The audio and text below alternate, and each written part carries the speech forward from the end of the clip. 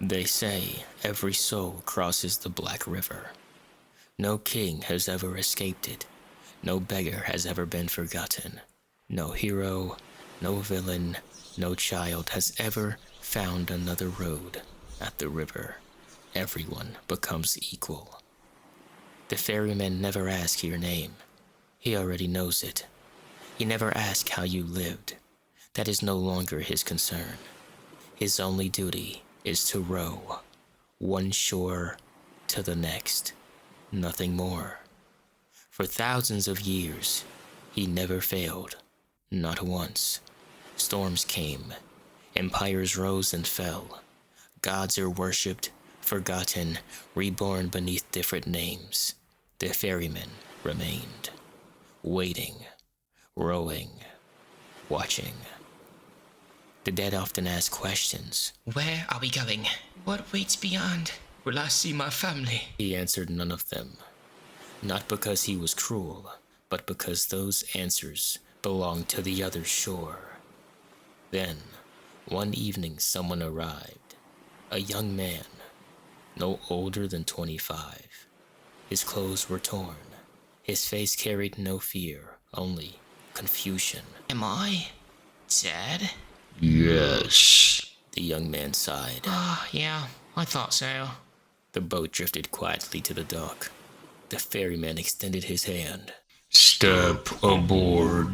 The young man lifted one foot, then stopped. The ferryman frowned, not because the hesitation, but because the river had become silent. It had never been silent, not once, for as long as the ferryman could remember. The river whispered softly. Countless voices carried beneath its surface. Tonight, there was nothing. No current, no wind, no whisper. The ferryman slowly turned toward the darkness behind the traveler.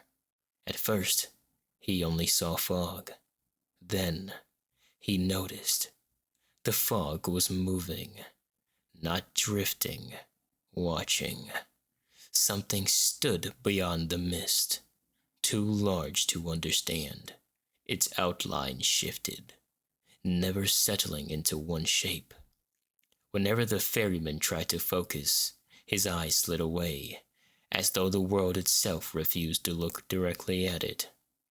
For the first time in thousands of years, the ferryman felt fear. The thing was waiting, not for him, for the passenger. Get in the boat. The ferryman's voice was sharper now. The young man hurried aboard. The ferryman shoved away from the shore. Nothing happened. The river would not move. He pushed again. The water remained perfectly still, like polished glass. Then, a voice echoed across the river. Not loud, not deep, simply impossible.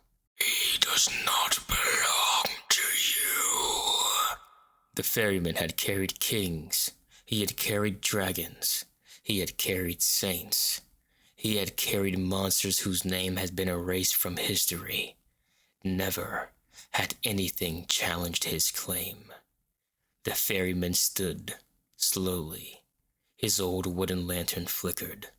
Everything that reaches this shore, He said quietly. belongs to the river. Silence. Then the voice answered. Not this one. The mist drew closer. The river began to freeze.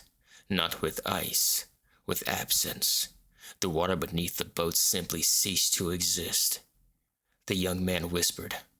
What is that? The ferryman stared into the darkness. For the first time, he answered a question. I don't know. Thousands of years, millions of souls, endless nights. He had never said those words. The lantern dimmed. The fog reached the edge of the dock.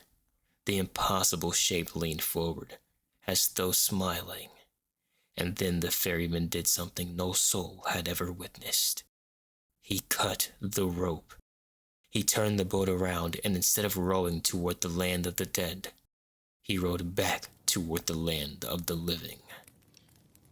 They say the ferryman has broken his oath only once. No one knows what became of the young man, or the thing that waited for him.